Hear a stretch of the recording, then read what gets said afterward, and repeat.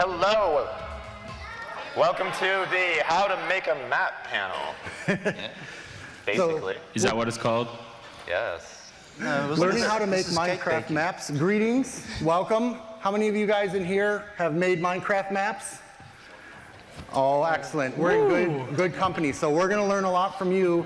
But what you see up here on stage is collectively more than 30 years of Minecraft map making. And that's not a joke, right? Yeah. We started in 2010. It's 2016. These guys, collectively and myself, have probably made over 125 maps, all different sorts, mini games, stories, adventures, PvP, you name it. So they're going to go around and introduce who's up here, and then we'll start our discussion, and we'll leave some time at the end for some of your questions.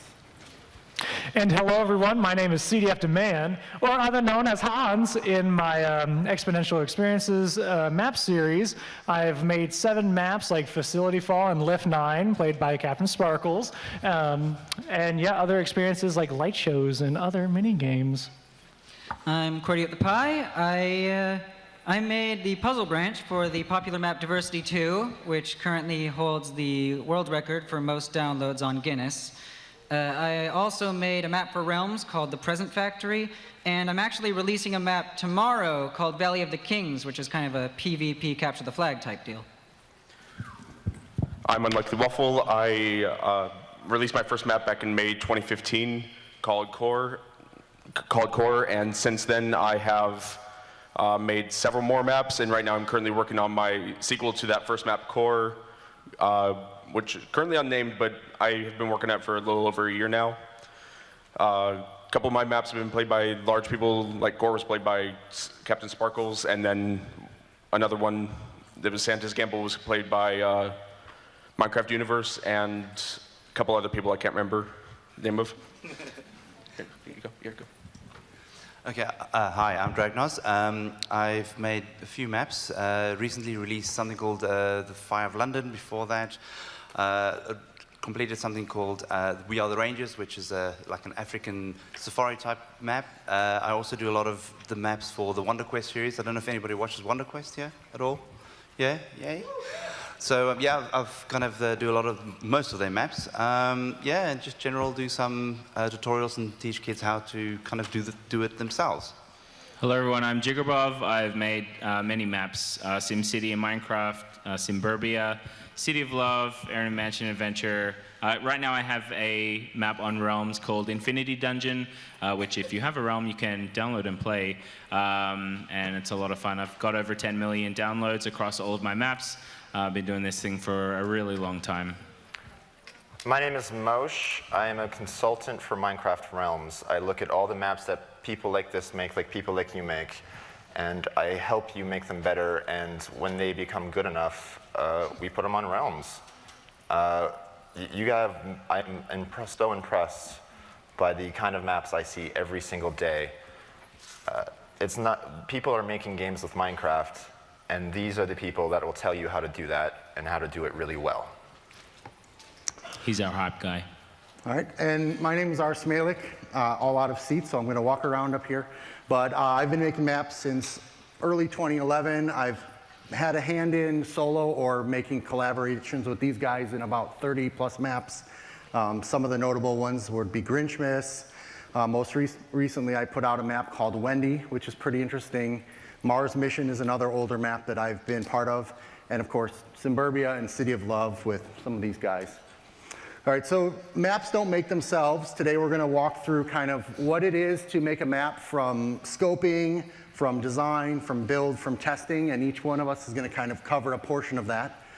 So Cordy's going to kind of start off and tell us about some of the tools that you should have in your toolkit when creating maps, even before you begin, what you should be thinking about. So my specialization is sort of command blocks and map mechanics, so that's the first thing I think about when I go into making any map. And before I even have a map idea, I want to make sure I have a good map template. That is to say, you want your spawn chunks highlighted. And for anyone who isn't aware, spawn chunks are sort of this area around the original place where you spawn in the world that are always loaded. And if you do not have your mechanics in the spawn chunks, then they will sometimes become unloaded, and all sorts of problems can come from that. So the very first thing you want to do when you're making any map, and you can reuse this process, so you can save this file and use it for future maps, is highlight your spawn chunks. That's 7 chunks from the spawn in all directions. Why does everything need to be in the spawn chunks? Yeah. Because if it's not in the spawn chunks, then it won't necessarily be loaded. If you put it near the player, it might be loaded, but changes in render distance can sometimes affect whether it's actually loaded for certain players. How do we find spawn chunks? You can find them if you find the world spawn, which actually one method of doing that in multiplayer is to just kill yourself and see where you spawn, or you can find it in MCEdit, which is what I usually do. And preferably you do this in a void world, so you don't have a bunch of extra blocks getting in your way. And then what I usually do is, in MCEdit, I select the chunks around that area in that 15 by 15 grid.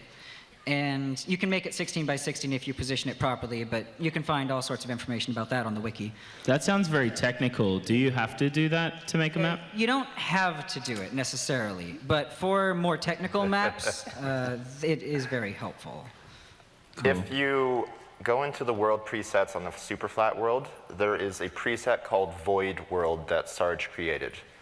Yeah, everyone know who Sarge is? Can I get a noise for Sarge? Woo! All right. So he created this thing called the Void Worlds that will create you a little platform that you can then use to find out the spawn chunks as well. Nice.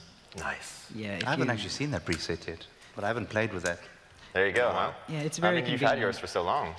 Yeah, I have my void world I created by deleting everything in MCEdit, Yeah. and then just Now we copying can that press over and over and over. If you hold down F3 and Yeah. press G, you can see every chunk in Minecraft now. Oh, right. Yeah, so if you Wow. want to find your chunks, that's how you do it now. I think the point is that we're always learning, even us on the panel. Absolutely. And it's, you know, we never think we know everything, ever, because we, like now, sitting on a panel, we just learn something new from the people next to us. Yeah, so essentially, once you have that down, you can use that for all future maps, and you have sort of a blank slate onto which you can build whatever you want. And you can build your map off of that, and it will be more efficient than just building on a vanilla world, although not necessarily the only option. You can use a vanilla world if you prefer, or if you don't want to build the builds, or you don't, use voxel sniper or whatever. But that's always an option. Some of us just use a survival world, fly around, find a good spot, and yeah, build right that's there. a popular 'Cause- method, and it's good if you want that sort of terrain. The thing is, it's very good to I mean, Ron here, he used to host, or he still hosts like a 60-minute map challenge. Now, a very way to very, very quickly make something incredibly impressive is to actually generate a world, fly around, find a beautiful piece of terrain, and then just build your map or get your inspiration from that and build around that. Yeah. But I mean, yeah. So, but if you are going to be doing some kind of massive custom map or a custom adventure map where you do have somebody coming in to actually build, the world and the other things for you, yeah, start off in a void world. Otherwise, yeah, you're going to run into troubles real quick. So do you all just jump right in and start building, or find your spawn chunks, or have your template? Or is there anything you do up front to manage that build project? No. So I would suggest for everyone to first outline what you're trying to accomplish. There's no point in running out into the woods without an end goal in mind, right? Or you don't know which way you're going.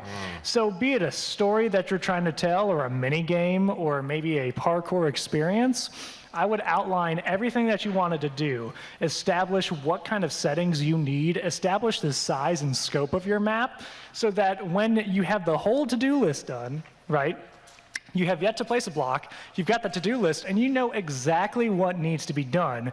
Yes, there will be problems that come along in that process, but it's much better than, okay, I want to tell a story.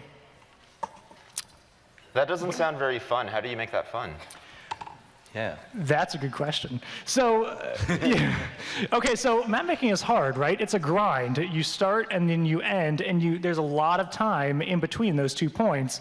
And at the beginning, you're inspired with your idea, right? I've got this great idea for a story, great idea of the minigame, and that's when it's easier to outline everything, in my opinion. So you put it all down on paper, and then it's like a checklist. You know exactly what you have to do, and there's not a lot of additional thought into, what is the next step. You always know what the next step is, and pretty soon you have a released map. So you don't want to get lost. You don't want to get lost. I'm glad you added "in my opinion" though, because in my opinion, you get a world and you build and you just run with it.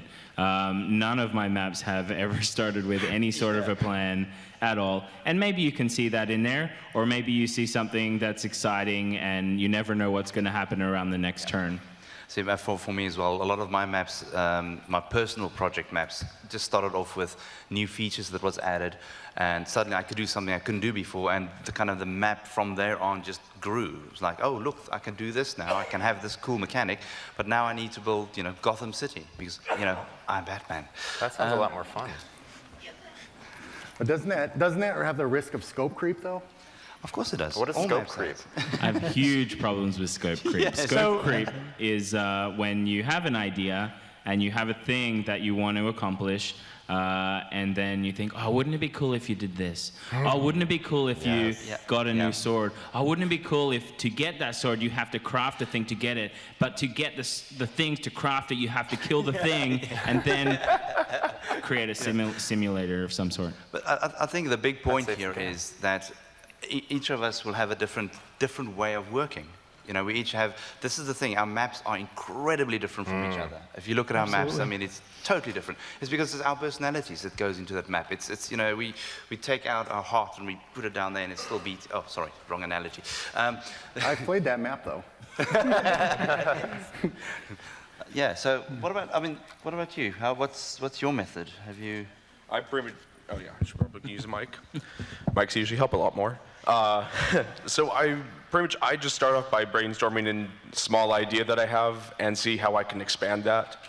And usually I'll write down some bullet points of points I really want to put in the map, but otherwise I kind of just let it evolve on its own. That's good. That's kind of the hybrid. That's good. Yeah. So as you can see, there's a lot of different methods people use, and pretty much all of them work well in different ways. So whatever method you think will work best for you, you should go for it. And really all you have to worry about is not doing anything, because that's the only way you're not going to get progress. Don't let the method stop you. Yeah. There's no right way to do it. Yep. So when you're starting, start with whatever you think is most comfortable, and then you'll learn what you think is the better way to do it as you go along. You will fail all the time, but that's okay, because when you fail, you say, well, I'm going to use that idea for the next thing. And when you Learn do from it. fail, and you reach problems in your map making stage, please reach out and ask for help. The map making community is really tight and really helpful with supporting young map makers, people starting for the first time, or the people who've been doing it forever and still have questions. So reach out and always look for the answer. Don't just give up. Yeah. So sorry, I've got a question that I want to add to that. Out of all of you guys now, so the maps that you have released, okay, how many maps have you not released? Almost all of them. So personally, I have hundreds of maps that has never been released. Okay, so it's keep on trying till you find the one that works. Yeah. Yes. and I would mirror the same. Yeah. Yeah. What other kind of Minecraft map making horror stories have you guys faced? So creating a map and then having a patch come out and completely nerf your map the next day? I've got a city simulator in Minecraft. It is called Simburbia. Anyone hear of that map? Simburbia? Yeah. We should play it. It's a very, very complicated map, and it used a mechanic that between 1.8.5 and 1.8.6 completely broke it, and the map is no longer playable in any current version. And to create it again, or to make it work in the latest version, I would have to start from scratch, which I'm not willing to do. Maybe we'll make a sequel at some point, but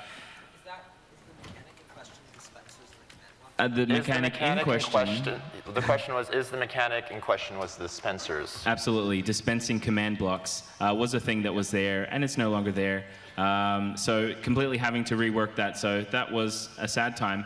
Fortunately, you can just use your client to play that particular version for that map, but it is a hoop that you, as a developer, wouldn't want your players to go through when playing your map. There is a tool available now that will create a custom profile with the correct versions and options. If you want to find out more about that, I will have to look up the name, but it is actually great. Yeah. So it's an installer Oh, right. Oh, right. So installer that you have control over. But would the audience need to download, or would we need to download anything additional about the map? So we will need to download the installer. All that would happen is the end user, you guys, would get the map, and you wouldn't care about what version it is. You would say, instead of launching your own profile in Minecraft, we would create a separate profile for that map only, that has the proper settings, that has the music off, that has maybe controls or something. I want that. Give me that. It exists. I didn't know that was a thing. If you want more know that either. information, I will find it out. Please. It's from MVJRS, I believe is the name. It's someone that is very talented who did that for us. Nice. For us. Who's us? Yeah. Majervis? Ah, okay. Awesome. Yeah. Yeah, but yeah, definitely. I also would So- be interested. Oh, yeah, go ahead. No? Oh, okay. Yeah, so continuing the Mapmaker horror stories thing, a short one that's sort of a word of warning about using not officially supported features. So about a week before the release of the map Diversity 2, I don't know if any of you have played it, but at the end of the puzzle branch, there's a portal section where you sort of have a portal gun and you shoot these colored sheep that you can travel through, right? A very simple mechanic, but I was using wither skulls, which they used to be sort of our standard marker entity. They don't interact with anything. They just kind of float there in space. What's a marker entity? It's an entity that just sort of is there. It marks a position, but it doesn't interact with anything. You can't see it. They're very helpful, but if you want to find out more about that, I advise looking at the wiki, because there's a lot of really helpful information on the wiki in general. So a week before Diversity 2 came out, there was an update that removed the ability to use wither skulls. Now, the reason I used them is they automatically align to the center of a block. They removed this right before release. So the sheep got stuck in the side all the time, and in fact, if you watch the Yogscast playthrough to this day, they phase through walls because of that. So always be careful if you're using not officially supported features like the wither skulls, because that could happen to you too. And it's not nice. No. Well, the current solution is to use armor stands Or area effect clouds. or area effect clouds. Yeah. So you're saying don't make maps that have bugs in them? Well, No, bugs are okay, but That's kind of difficult. Yes, no, Yeah. that's impossible. yeah. Never seen a map without a bug. No. So one of the other topics, if you do make a map with a bug in it and you realize you are playtesting it and you have to fix it, is to make backups of your world as you go.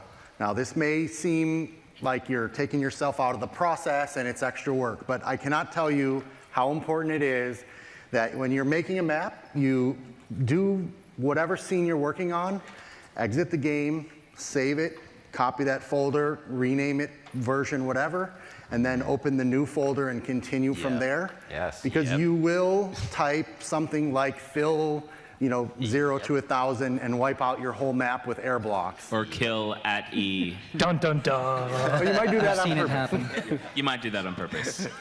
So what are some other things that you guys have done that have kind of accidentally introduced bugs or caused you guys issues Well, In yeah, what way? waffle, yeah. during map making? Oh, during map making. Gee. During map, well, I test stuff, my entity stuff off chickens. Okay. Okay, it's just, I don't know, it's just, I I feel like the- that's quite cruel. Exactly. Well, I like Nando's, which is like a Portuguese chicken restaurant. No, I'm not plugging them at all. Anyway, so But you hope that they do. so I constantly forget. So with the latest version of the command blocks that you can actually auto run the command for 20 times a second, when you actually shift right click it, you can actually copy that command block and with the data in it.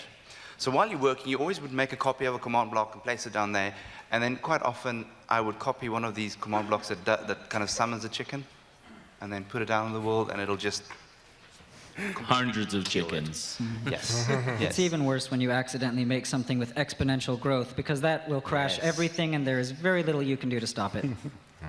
Yeah, like a chicken spawning a chicken spawning a chicken. Yeah. Yeah, like that.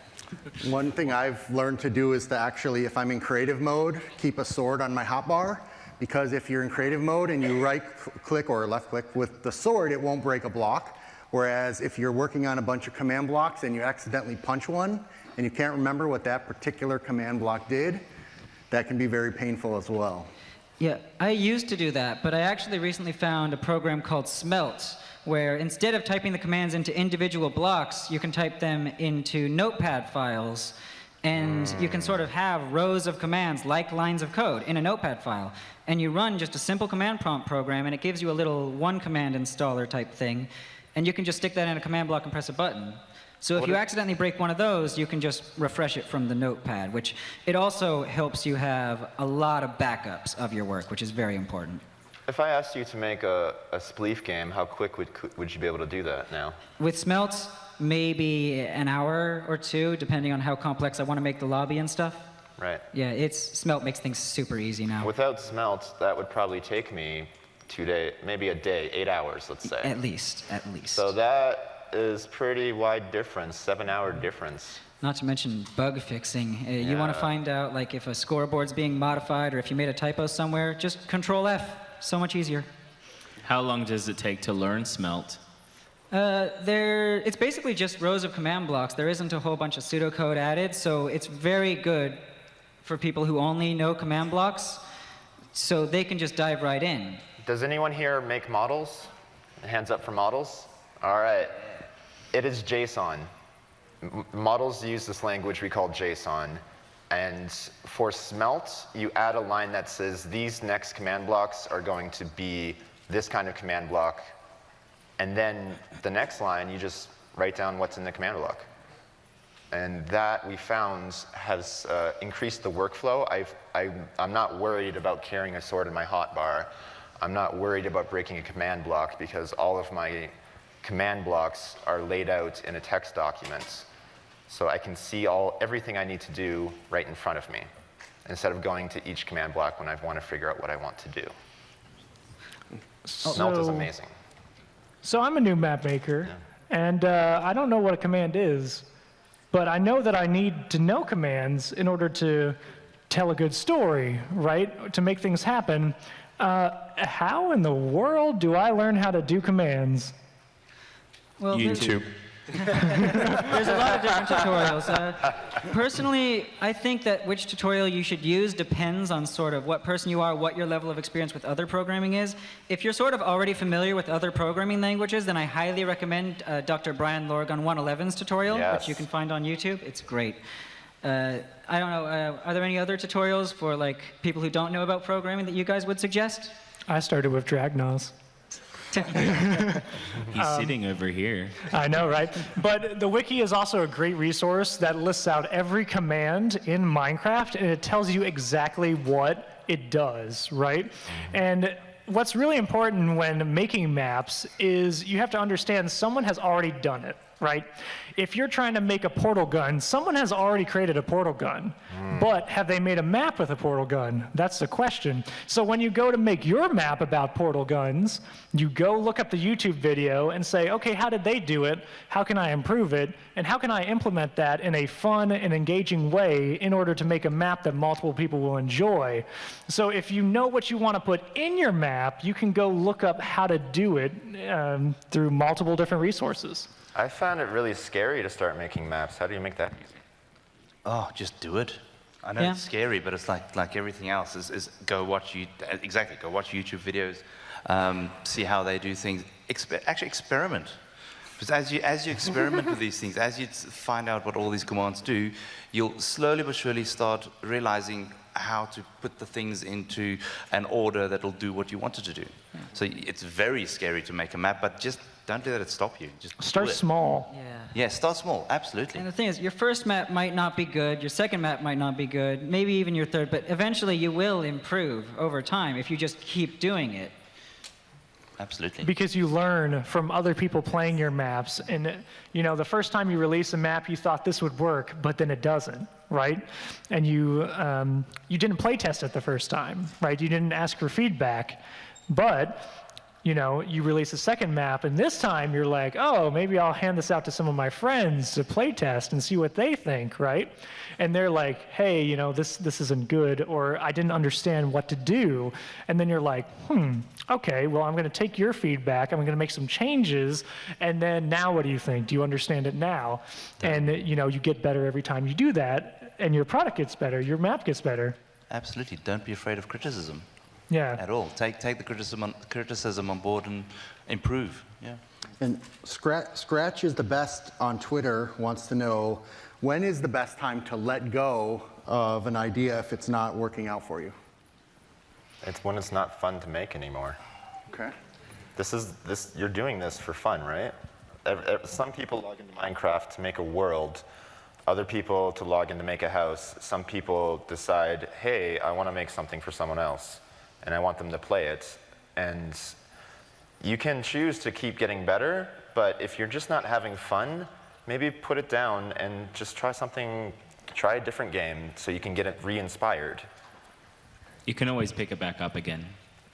Absolutely. Exactly. Yeah. And then just go on with what Moosh said is that you know, you guys play games. Okay, you know what you enjoy. If you make something and you play test it and you don't enjoy it, just scrap it. Start from the beginning again. That's why we have hundreds of maps unreleased. Sometimes it's easier just to completely and utterly abandon the map, and sometimes it's just, you know, you just scratch a small part of the mechanics and just restart that.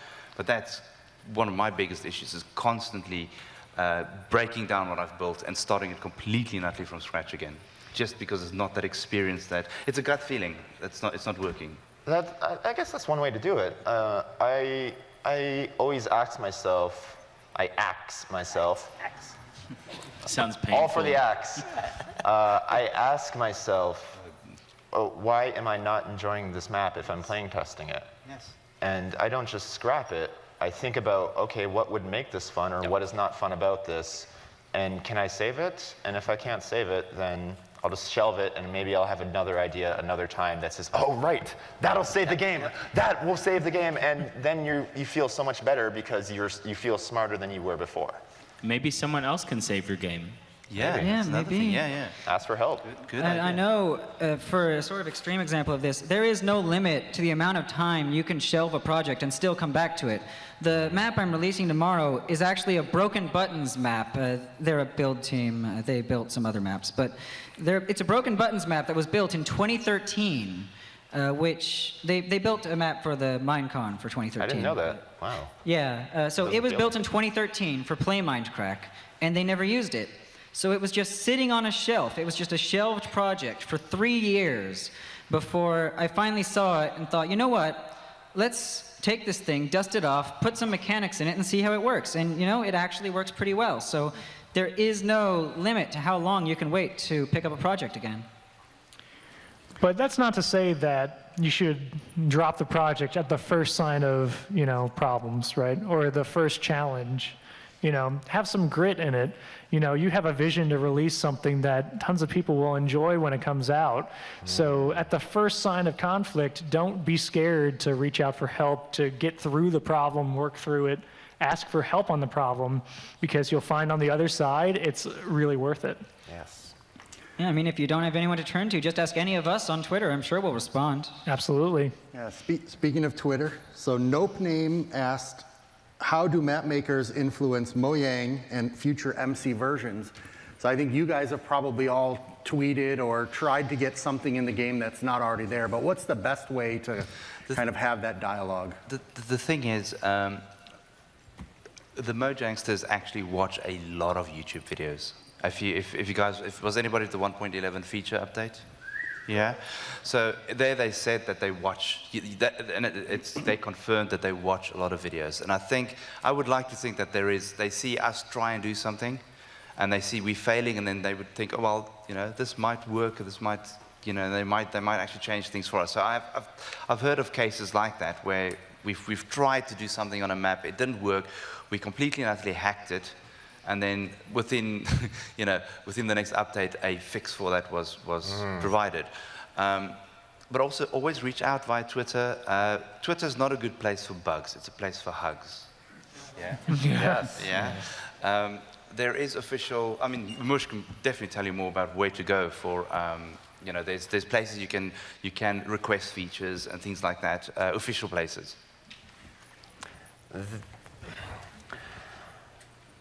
There is Minecraft suggestions subreddit would be the place to go, but the thing I want to add to that is Mojang developers understand what we're trying to do. They understand that we have the ability to make games in Minecraft.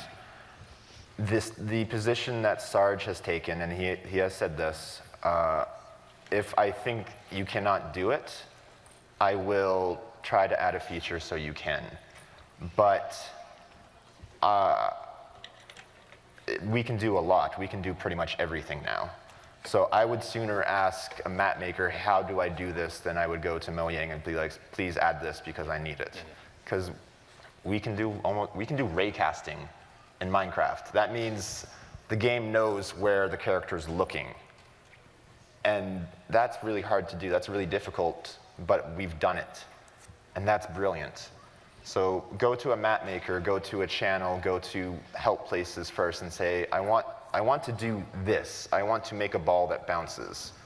And we will tell you how to do that. And that, I find, is so much better than asking the game developers to make something that you don't know how to make yourself. Breaking it down into the thing that you want. So making the ball that bounces, you're not going to ask Mojang to be like, hey, can you make a ball that bounces?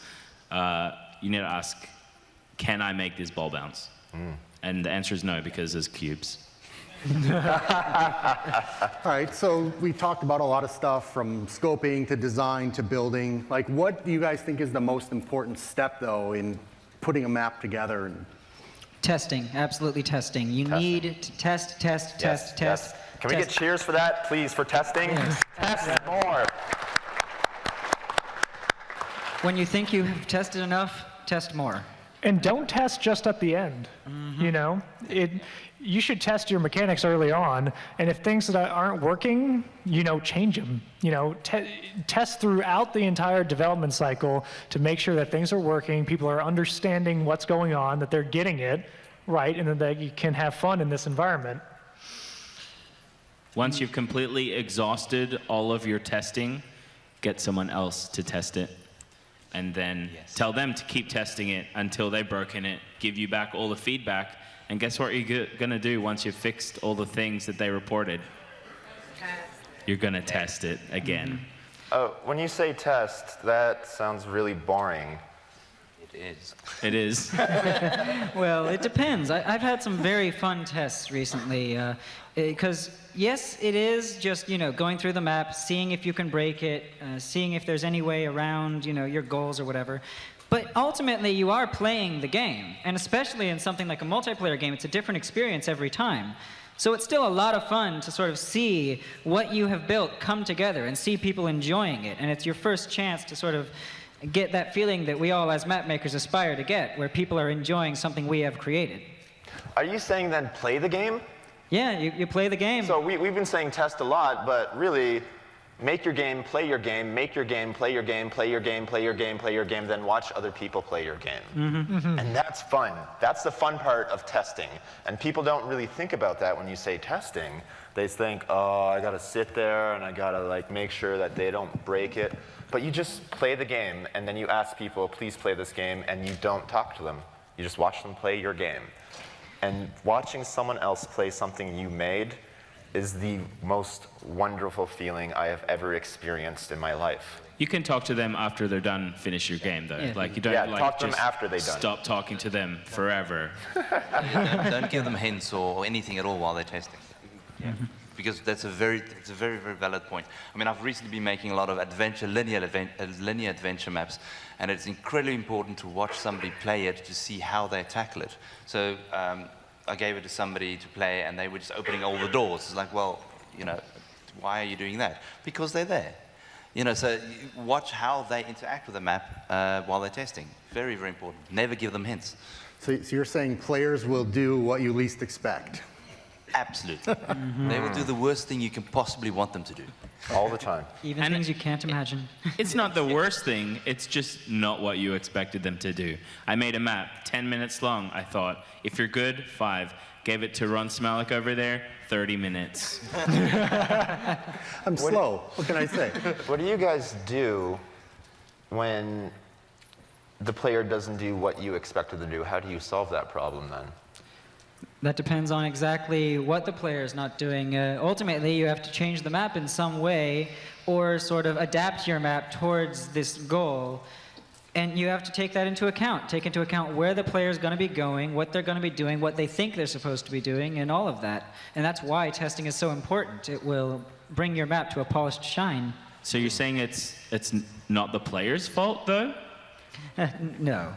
I don't think so. Not Not at usually. all. I I think strongly believe that if the player doesn't do what you want them to do, that's not their fault. Yeah. Exactly. I was exactly going to agree. That's the one point, is that if you don't tell or show the player what to do, where to go, they're gonna explore. They're gonna play Minecraft.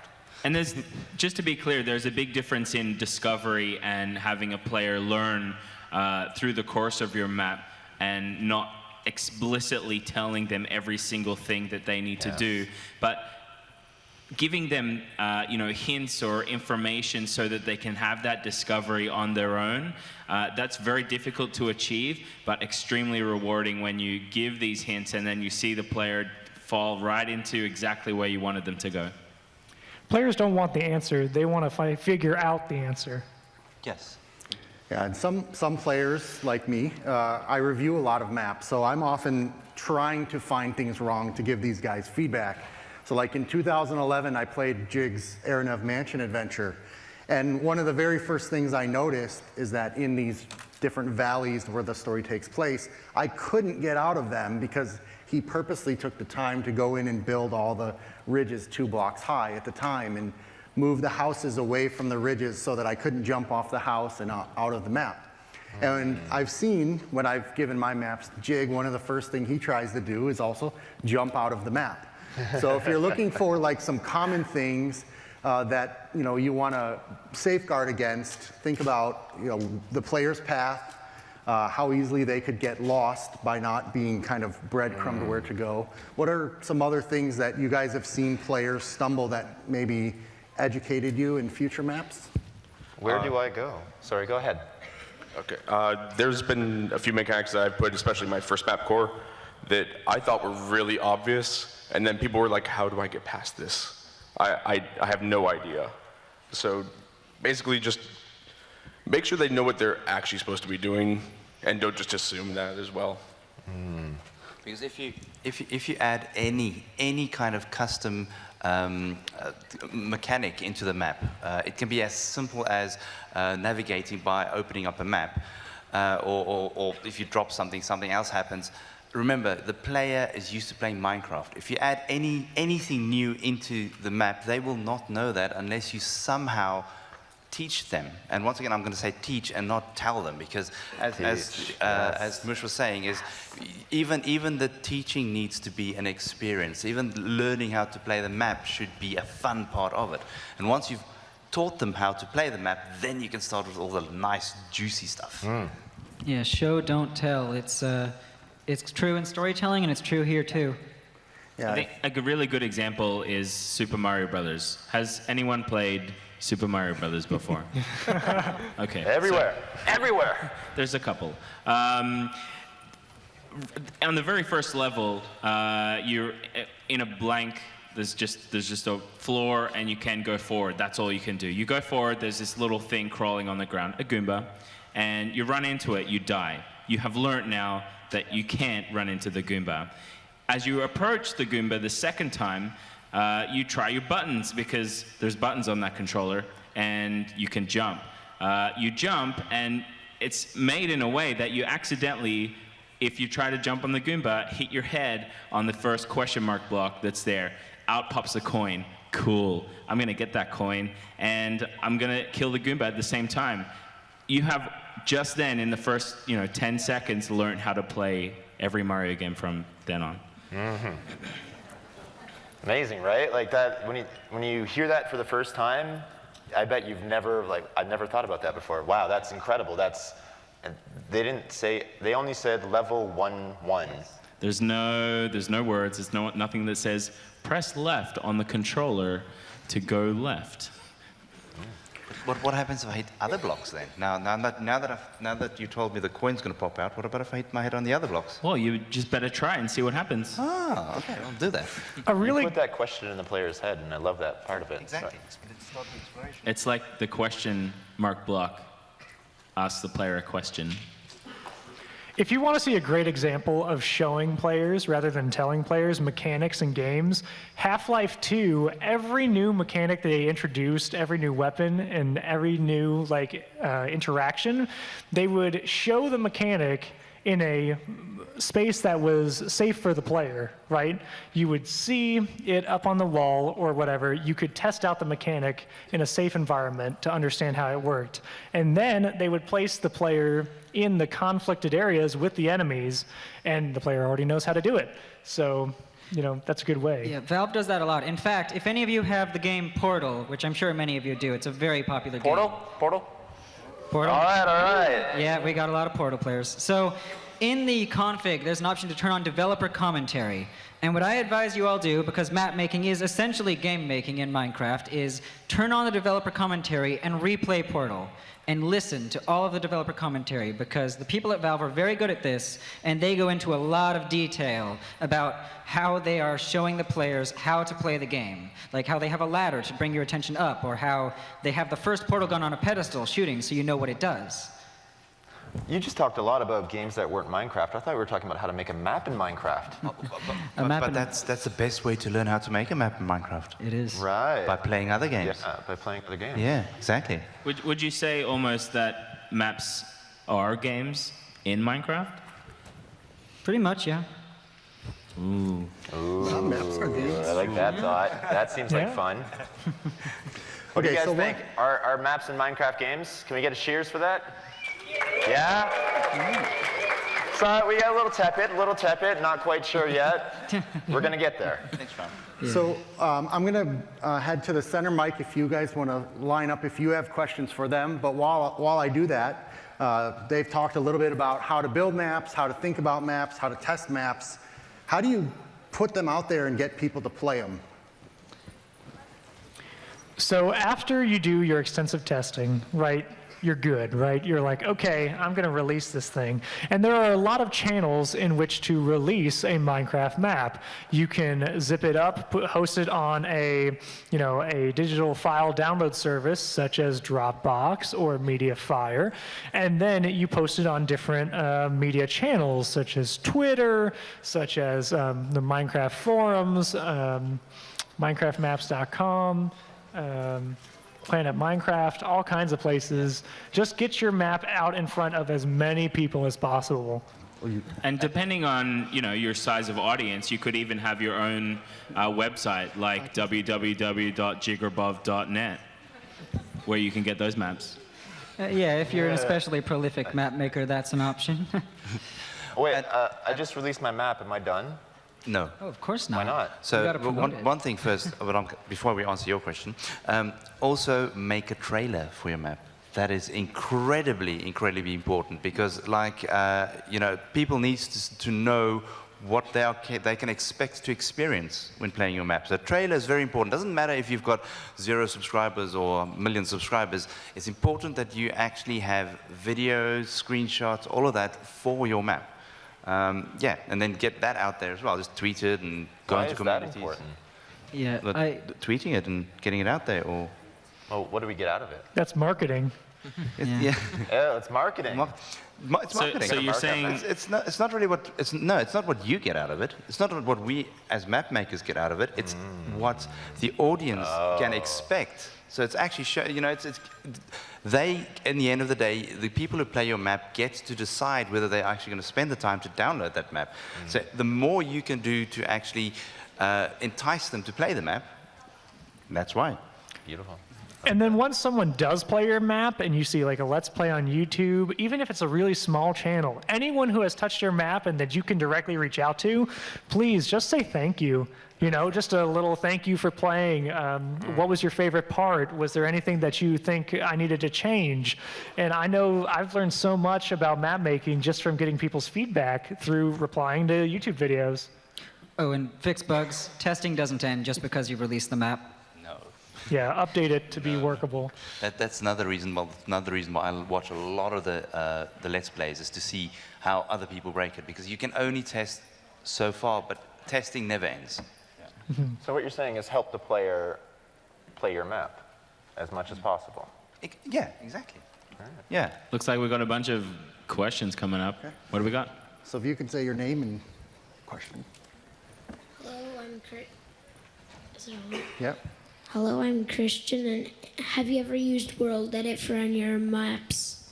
Hi, Christian. The answer is yes. A lot. Like everyone. Every single one. And Voxel Sniper, that's another good one. Almost.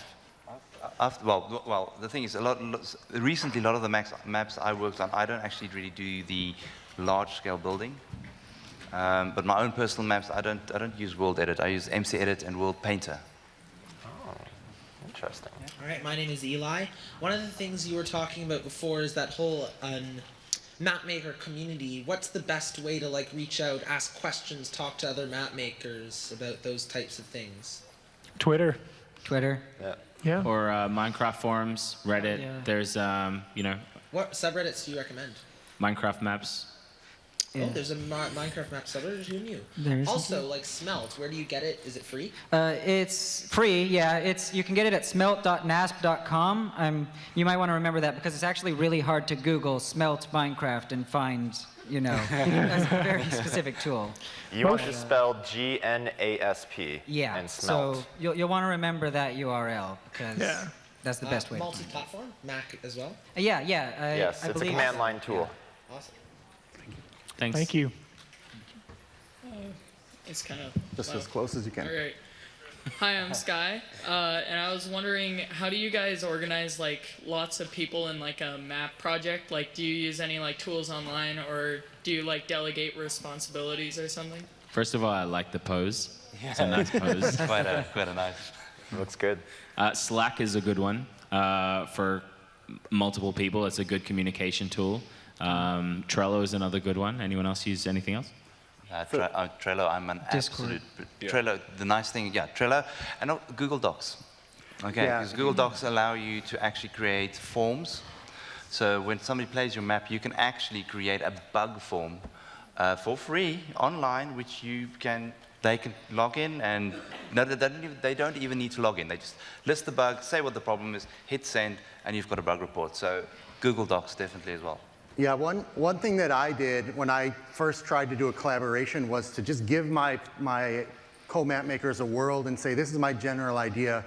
You take this section, you take this section, do whatever you want. That could work with a certain group of people that you know. But if you're pulling together a group of people you don't know, have that outline, that project management that we kind of made fun of CDF for. Have your outline and your tasks that you want people to work on, so that you can get your vision across through their hands. So. The biggest Nice meeting you, Sarge. Thank you. to add to that really quickly, be good to the people that you work with. More than anything else, it doesn't matter exactly what tools you use, but if you are nice, work on being nice to the people you work with as much as possible. And then you will have a better map and you will be happier doing it. I mean, map making is stressful, seriously stressful, at times. It's fun, incredible fun, but Moosh is right, be nice. Hello, my name is Dylan. What has been the funniest or weirdest or best bug you guys have found in your maps? So I remember when I was playing an early version of Dragnose's We Are the Rangers, and there's a feature in there where you can put on a night vision set of goggles. And what I did beforehand, this is right after, was it 1.10? Yeah, it's 1.9. I switched my controls so that my left hand was my dominant hand instead of the right hand. And I wasn't seeing things in the game with the night vision the way he intended, and I kept talking to him on Skype and like, I'm not seeing that, I'm not seeing this, and I just shared my screen, and he immediately saw, because I switched my hand, the model, the way that the custom model reacted, didn't play the whole game the way he intended. See, and this goes back to testing. I mean, no matter how much I tested or other people tested, nobody else I knew in my circles and online switched the offhand. And because the way the models work is that you can specify a different model for the offhand and the normal hand. I use the offhand because that's kind of, if I do any kind of custom mechanics, I quite often use the offhand as the activation slot. But because you can press F, it puts it in that, and then you can detect it and do stuff. So that completely, and now moving forward, I've now been able to, in my later maps, design for that, in case people do that. Thanks, Ron. My name is Artemis, and I want to know, what is the most important command or most used command that you've used in your maps? So understanding selectors, it's not a command, but it's how you target every entity, and every command has it in there. So like the @P, the @A, the @E, and understanding like how to select the right entity that you're trying to run the command on, that's probably the most important thing at the moment. And as for specific commands, I'd say scoreboard. Scoreboard Yeah. tags, scoreboard values, selecting based on scoreboard, just everything scoreboard. Just read that whole wiki page top to bottom. Absolutely. Exercises you could do for that is spawn in a few entities at random that are all the same entity, and then start figuring out, okay, how do I single out one?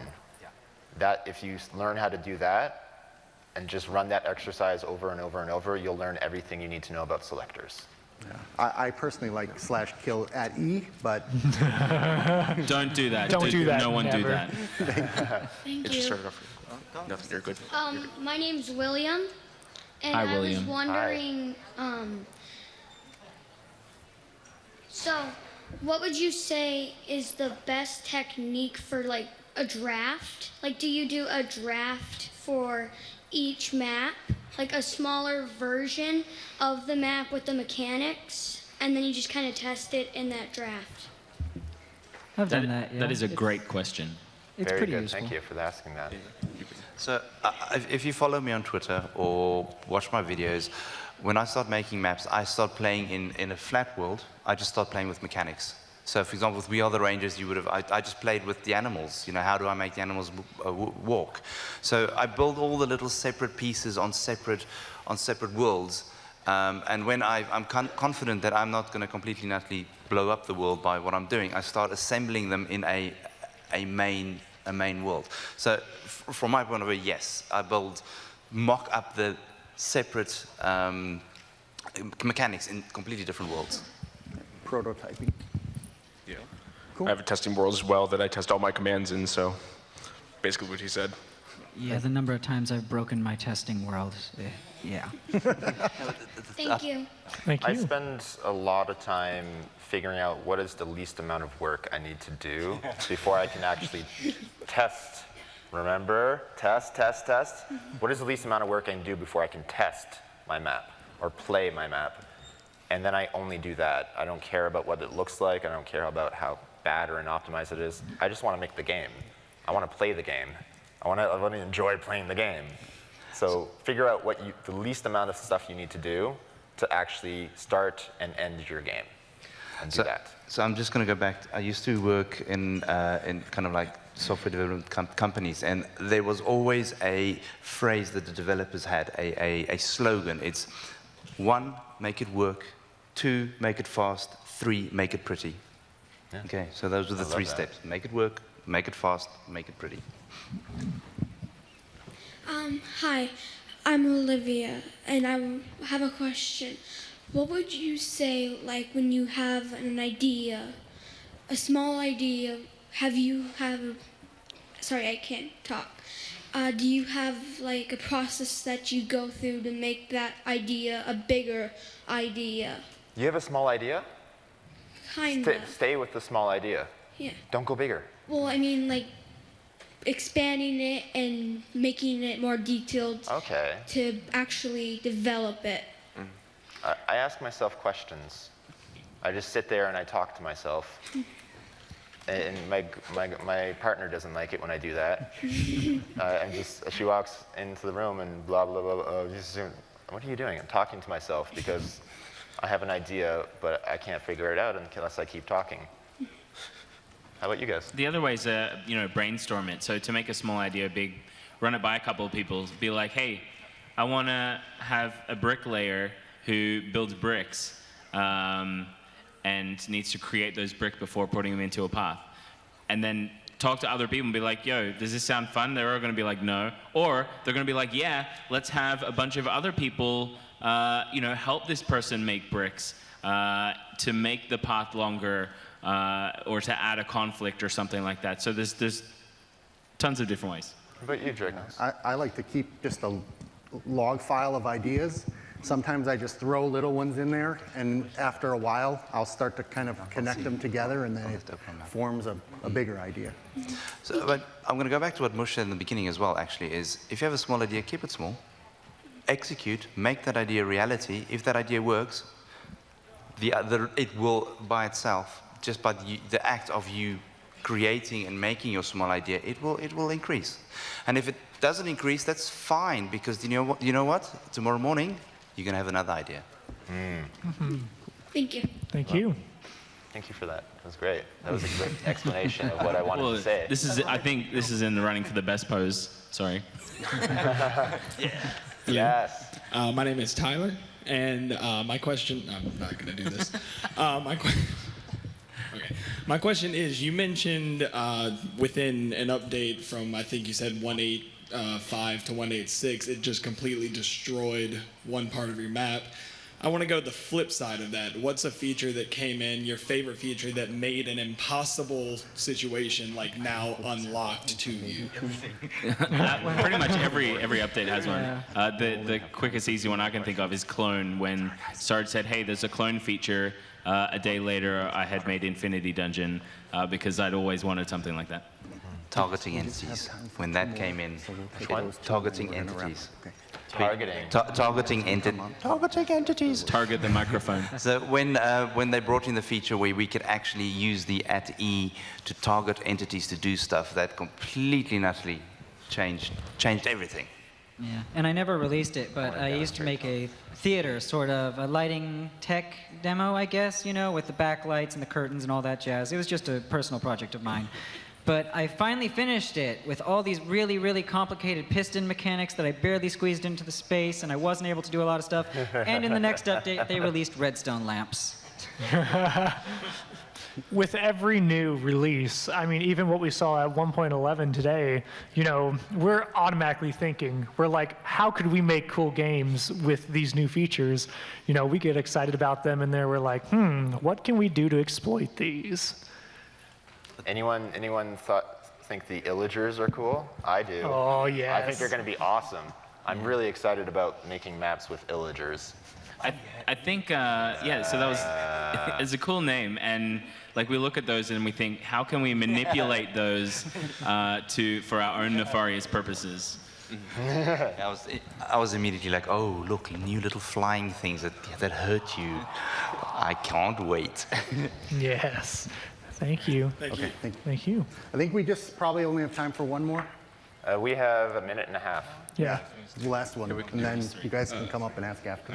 Hi, I'm Abdul, and I was having a question about, have you guys ever found yourself limited to making a map based on what Minecraft's abilities are? Yes.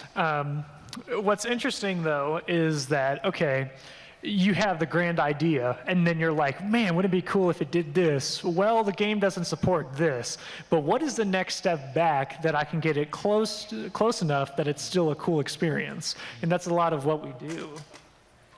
Although less so recently. Yeah. It's been getting a lot better. It used to be back before command blocks and all that, all the time. But now that we have command blocks and we're getting a lot more stuff every update, yeah, it's become a lot easier, so not as much. I think of it as, I like the limitations because they help me think creatively. If you're limited by something, then you have to outsmart it. There really isn't any limitations anymore. Like, I have made SimCity and Minecraft. People wanted to do that for a long time, and it's there. So if that's possible, anything is. Thank you. All right, thank you guys for. Yes, thank you so much for coming, guys, and make maps.